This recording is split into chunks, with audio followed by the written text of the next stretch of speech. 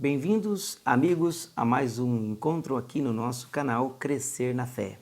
Espero que você esteja aproveitando os nossos encontros, acompanhando os nossos vídeos e que isso tenha servido de alguma forma para você aprofundar um pouco mais ou te incentivar a buscar um pouco mais o conhecimento da Palavra de Deus.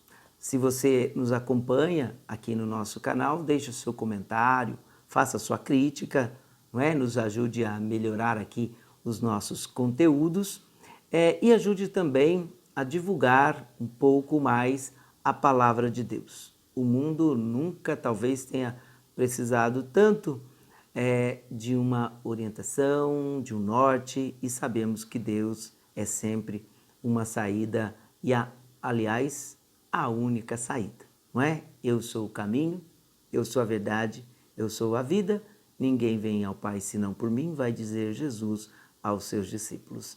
Então convidamos você a ficar conosco, aproveite este encontro e assim nós vamos crescendo cada vez mais na graça e no conhecimento do Senhor.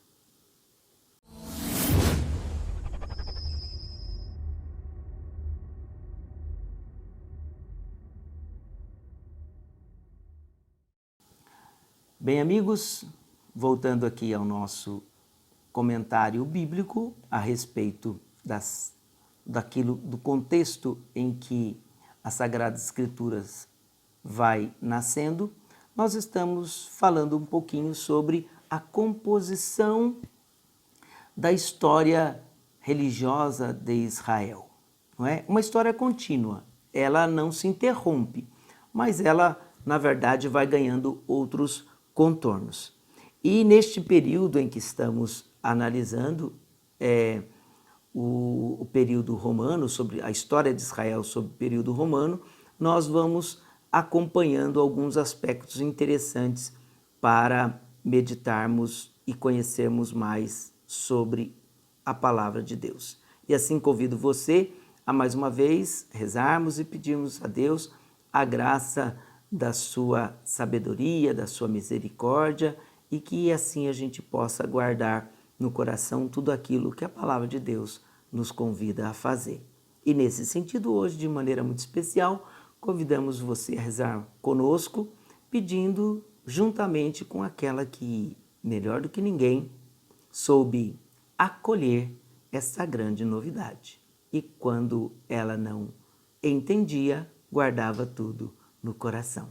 Reze conosco pedindo que a Mãe de Deus seja também a nossa guia neste caminho tão importante do conhecimento das Sagradas Escrituras. Em nome do Pai, do Filho e do Espírito Santo. Amém.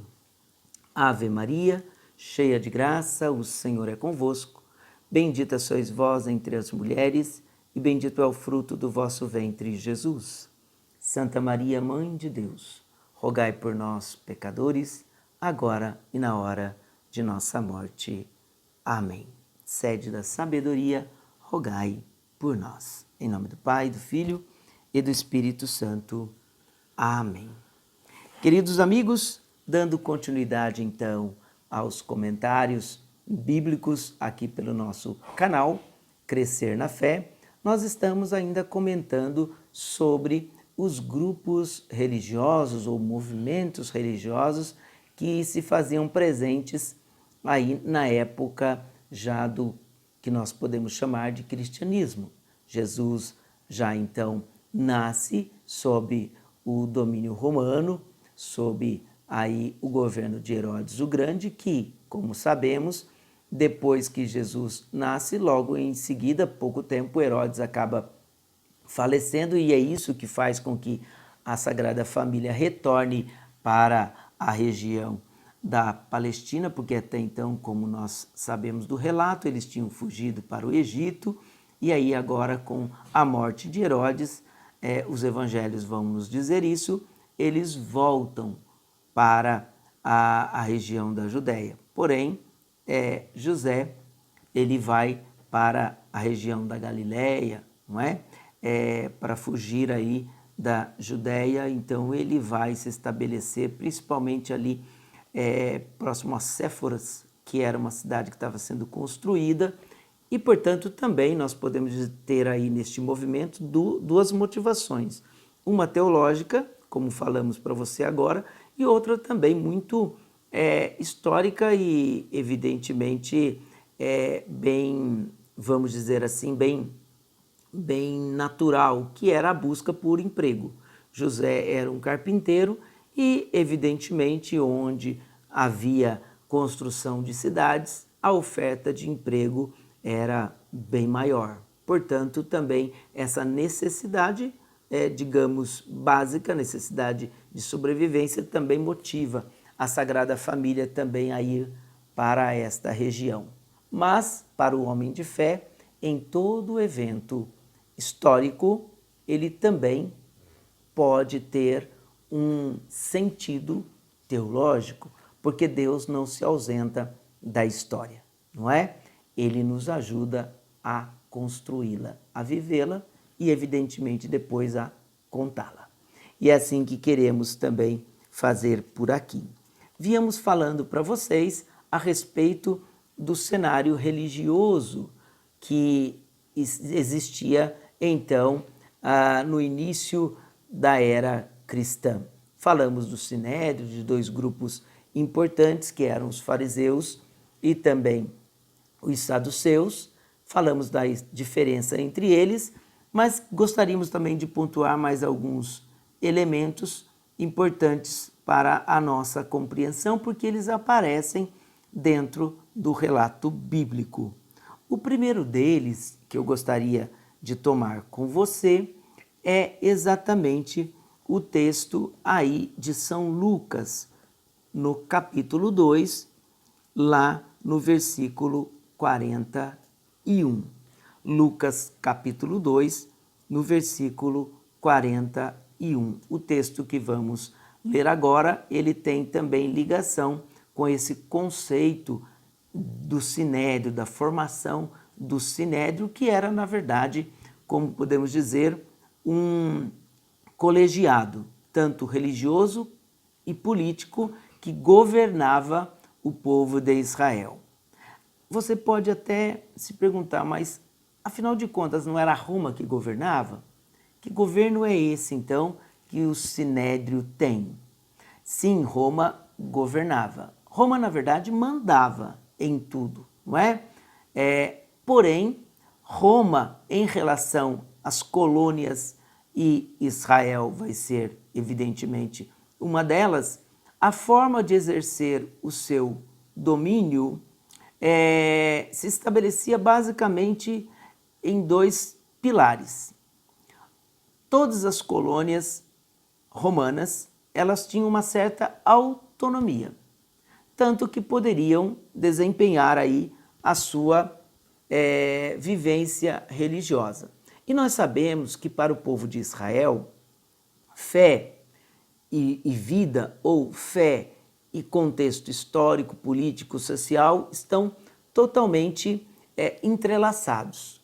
O livro do Levítico, o livro das leis, não é? Vai traçar para nós muitas diretrizes, inclusive sanitárias, para que o povo possa viver. As proibições, por exemplo, de não comer determinadas carnes, de observar determinados procedimentos de higiene e assim por diante.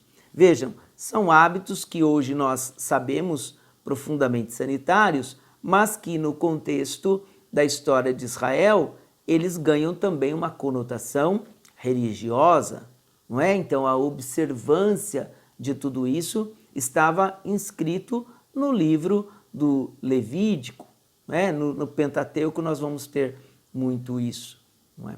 Daí a grande identificação dos fariseus com esses ritos ou com esses rituais de lavar as mãos, não é? Das suas abluções quando vêm do mercado e assim por diante. Inclusive das observações e prescrições quanto aos deveres com o culto, os impostos, as ofertas, os sacrifícios. Então, para eles, a vida era assim. E é isso que nós precisamos estar atento também para compreender, para não cometermos equívocos na nossa análise. Pois bem, dentro deste contexto, nós também vamos ter a importante atuação desses grupos. O Sinédrio, então, ele governava a vida diária e a vida religiosa do povo de Israel. Ou seja, exerciam as suas atividades religiosas e eles eram julgados, então, pelo próprio Sinédrio. Você vai perceber uma coisa interessante. Quando alguém era acometido de uma doença, uma lepra, por exemplo, ele ficava apartado da vida da comunidade. Veja, uma doença que alijava a pessoa não tinha convívio social.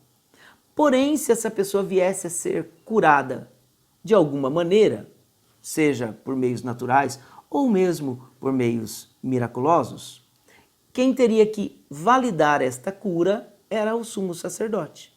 Tanto que Jesus, quando cura um cego de nascença no Evangelho de São João, ele pede para que essa pessoa vá e se apresente ao sacerdote. Para quê? Para que diante da lei ele possa novamente reaver o seu direito de convívio social. Não é? Então, quem orientava tudo isso estava concentrado no Sinédrio. Roma era a grande dominadora, mas para ela bastava que os povos dominados não deixassem de contribuir com seus impostos e que eles não causassem nenhuma desordem. Então, eram as duas grandes garantias, porque se houvesse uma desordem, evidentemente, Roma exerceria o seu poderio repressor e muitas vezes foi assim, e de uma forma bastante violenta. Era assim que Roma mantinha a sua famosa paz romana. Por isso que no Evangelho você também vai encontrar várias vezes críticas principalmente dos fariseus aos cobradores de impostos.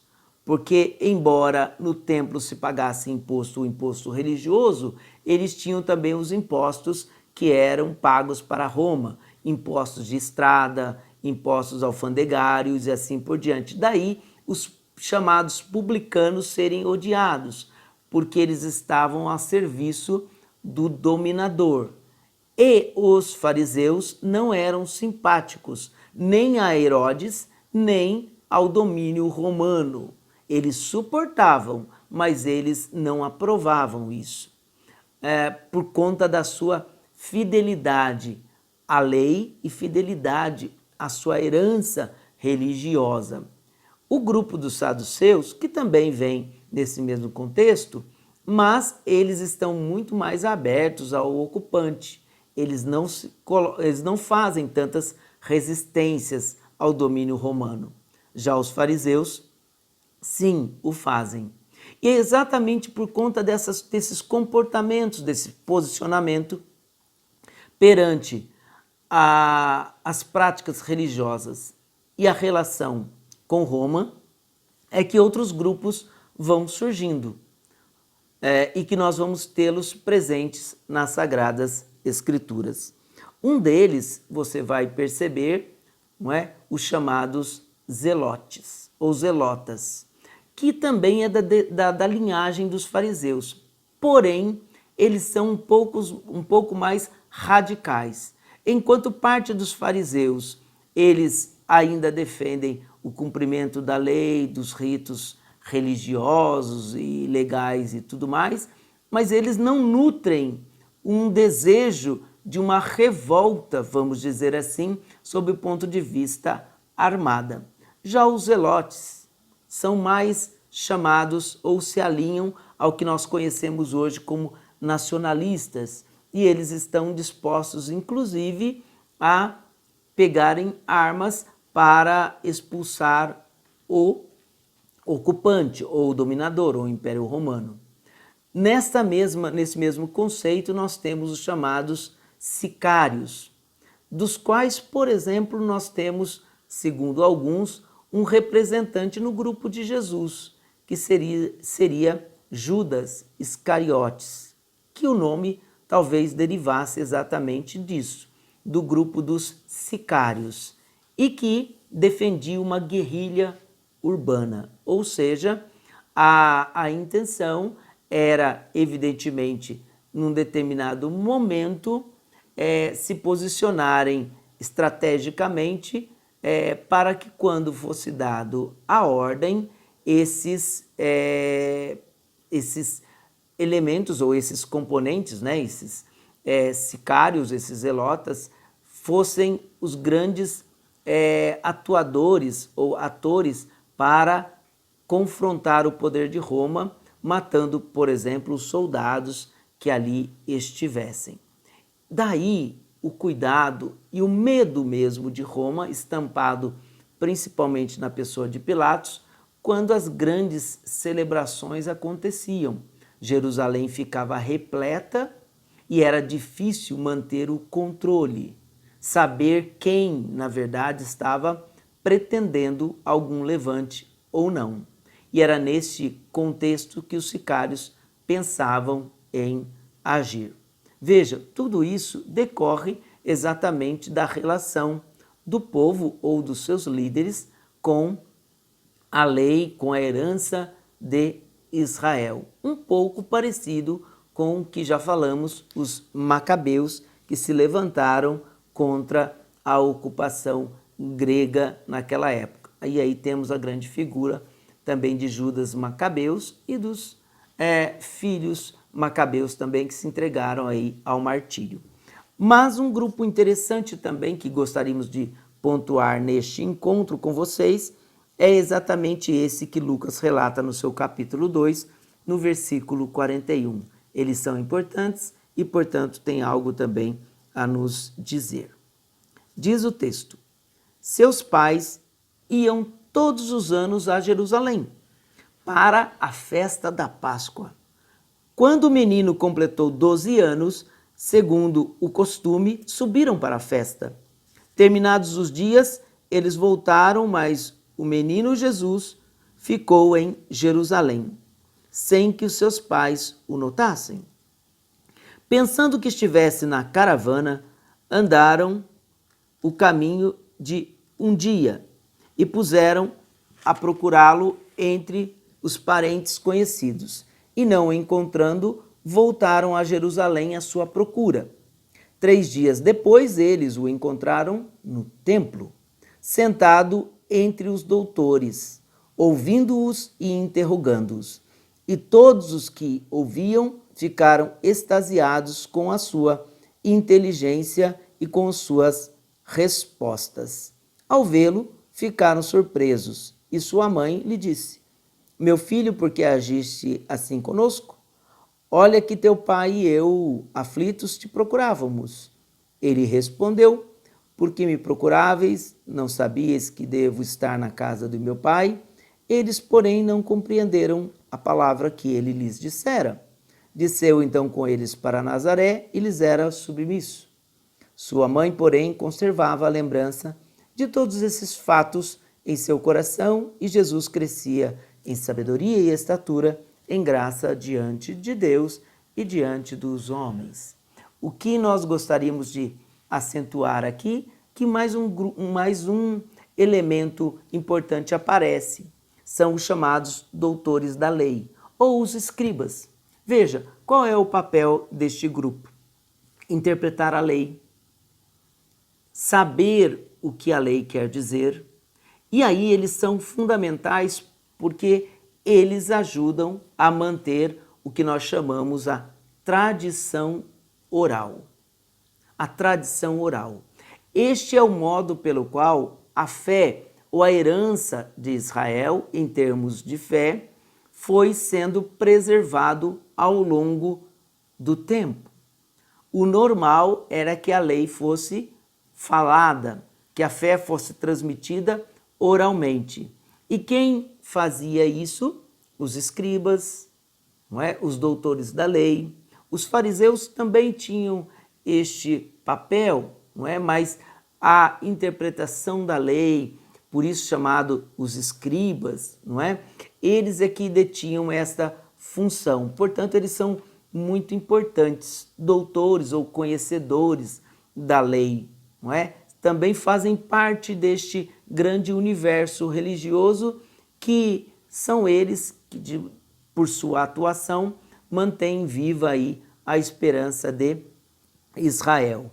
Então é neste contexto que nós vamos percebendo essa formatação, vamos dizer assim, desse ambiente religioso que está na raiz, principalmente, da formação do Novo Testamento. Um outro grupo também importantíssimo, que é uma ramificação de todo esse contexto que falamos para você, são os essênios. O que são os essênios, ou quem são eles?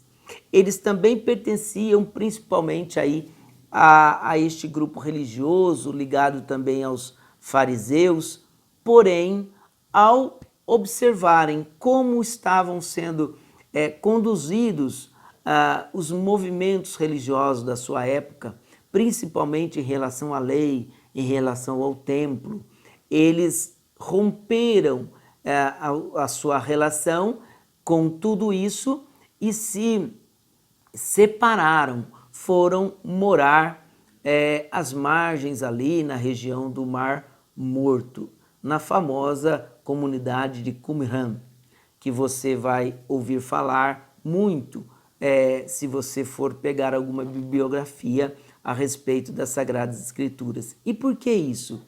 Porque eles eram, para que possamos entender, o que nós chamaríamos hoje de monges. Praticamente eles se afastaram da civilização, formaram essa comunidade e eles são fundamentais em que sentido? Quando eles foram formar a sua comunidade, eles levaram para lá muitos pergaminhos, muitos rolos da lei, do Antigo Testamento, para que eles, evidentemente, para alimentar a sua vida de oração, penitência, não é? À espera do Messias. E foi graças a este grupo que grande parte dos textos bíblicos foram preservados. Porque estando fora da cidade, quando Jerusalém, então, e o templo é destruído pelo Império Romano, esses, chamamos aí de monges desta comunidade, ou os essênios, eles guardaram muitos pergaminhos em vasos de argila nas cavernas próximas ao Mar Morto. E a grande descoberta pelo ano de 1947, 50 mais ou menos, é que se deu essa grande revelação e um grande impulso também ao estudo e ao conhecimento das Sagradas Escrituras, porque lá se encontrou vários escritos que esta comunidade usava. Foi graças exatamente a este movimento que grande parte dos textos antigos foram preservados. Portanto, muito do que nós conhecemos das Sagradas Escrituras e que hoje nós temos, evidentemente, guardado nos museus e hoje traduzidos para as nossas Bíblias, nós devemos a esta comunidade dos essênios, que na meditação da lei ou do Antigo Testamento, na preservação dos seus escritos, nos legaram este grande tesouro bíblico e espiritual. Espero que você tenha gostado do encontro de hoje e, mais uma vez, convidamos você a aprofundar a sua leitura das Sagradas Escrituras, observando também esses movimentos, porque através dele nós vamos conhecer o que eles pensavam e como é que Jesus se insere dentro deste contexto, às vezes concordando e às vezes até discordando da sua interpretação. E que você possa progredir, como diz aqui o texto, que você cresça também em estatura e graça diante de Deus e diante dos homens, como fez Jesus de Nazaré. Até o nosso próximo encontro.